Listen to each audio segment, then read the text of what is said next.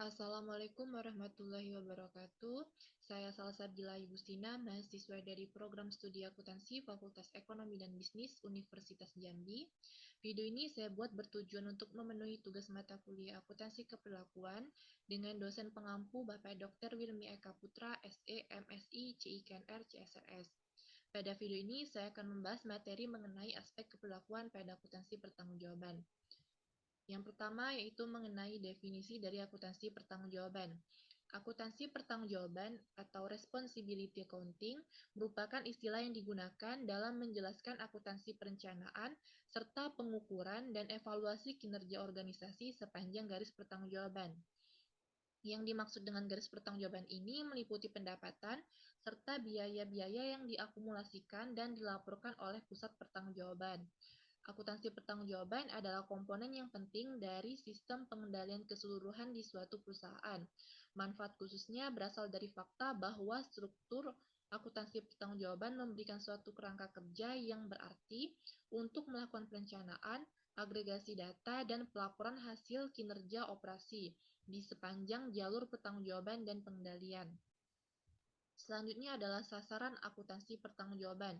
Adapun sasaran akuntansi pertanggungjawaban untuk manajemen dapat dijelaskan dengan beberapa cara sebagai berikut. Satu, yaitu kemudahan identifikasi. Kedua, keuntungan motivasional. Ketiga, ketersediaan data. Keempat, kesiapan informasi. Kelima, perencanaan dan pengambilan keputusan. Keenam, pendelegasian dan pengendalian. Ketujuh, prinsip-prinsip dan akuntansi pertanggungjawaban. Dan yang kedelapan, input dan output. Akuntansi pertanggungjawaban didasarkan pada informasi yang berkaitan dengan input dan output.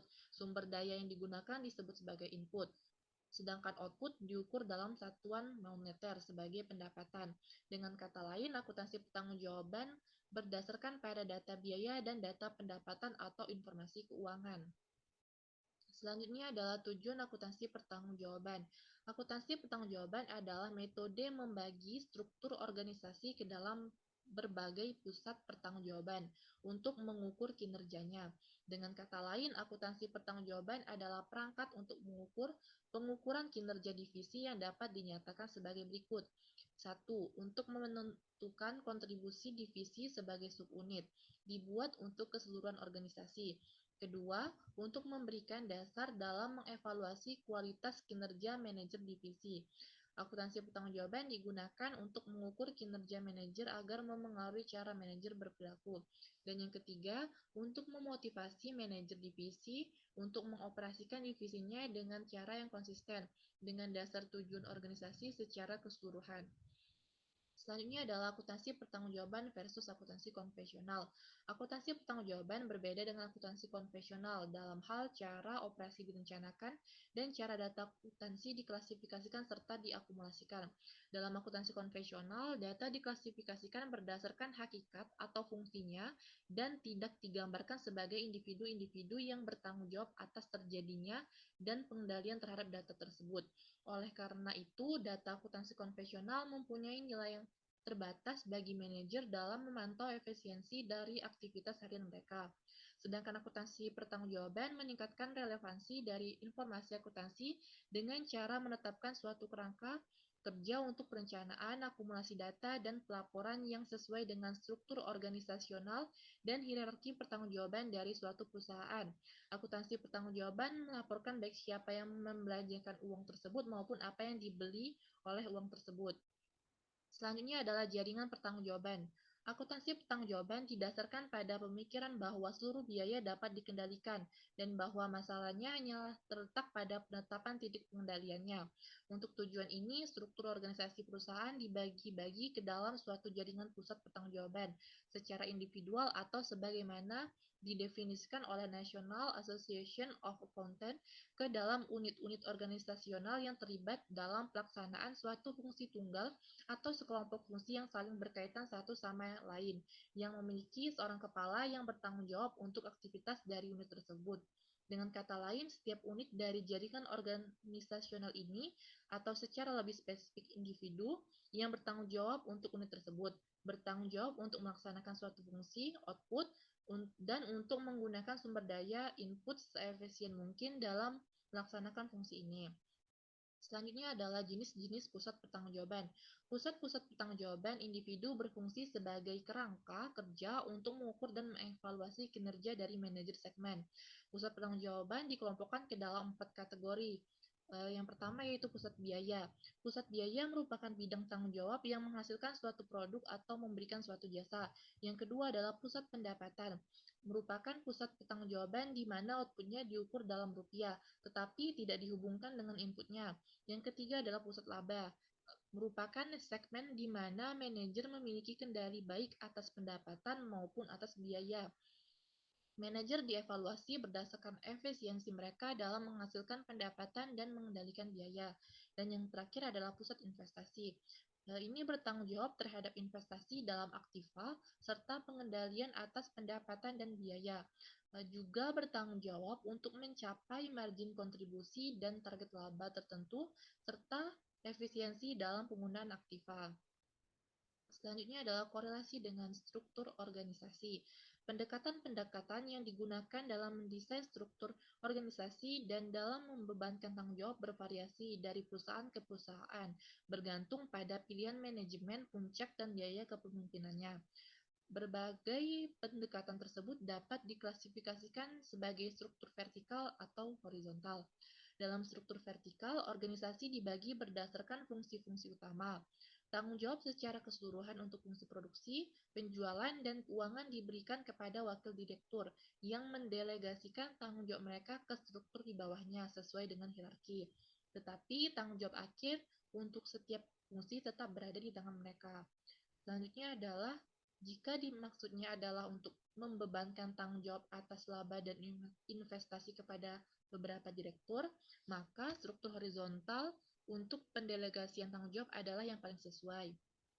Struktur tersebut dapat dibagi berdasarkan produk atau area geografis. Terkait dengan pemilihan struktur, tidak ada satupun struktur yang lebih superior. Efisiensi penggunaannya tergantung pada berbagai faktor lingkungan.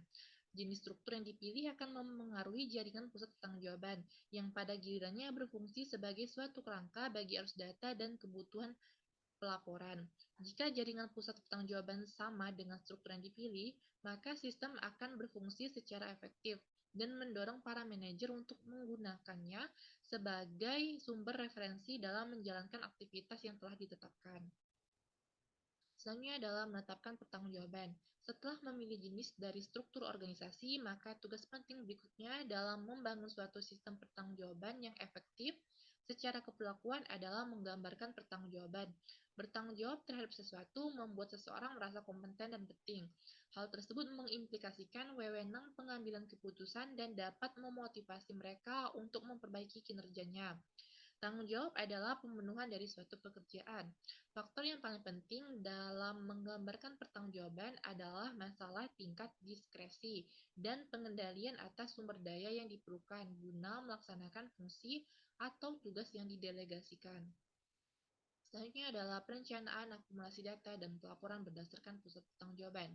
Ketika struktur pertanggungjawaban yang baik dibangun, maka hal ini menjadi suatu wahana untuk perencanaan akumulasi data dan pelaporan. Yang pertama ada anggaran pertanggungjawaban. Karakteristik dari anggaran pertanggungjawaban adalah bahwa manajer pusat bertanggung jawab dibebani target kinerja hanya untuk pos-pos pendapatan dan biaya yang dapat mereka kendalikan. Yang kedua adalah akumulasi data.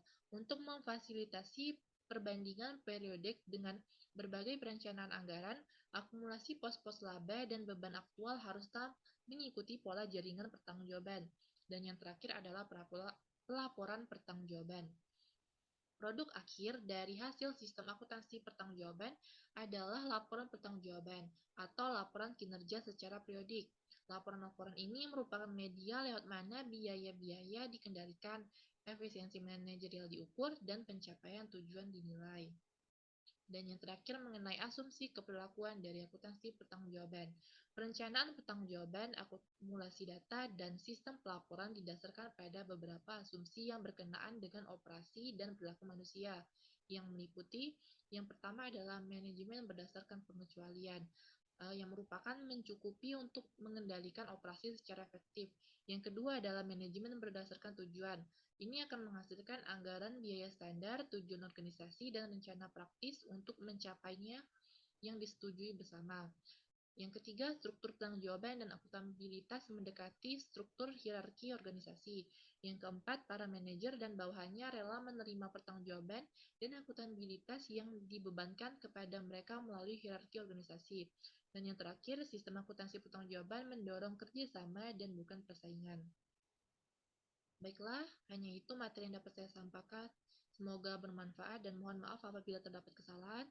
Saya akhiri, wassalamualaikum warahmatullahi wabarakatuh.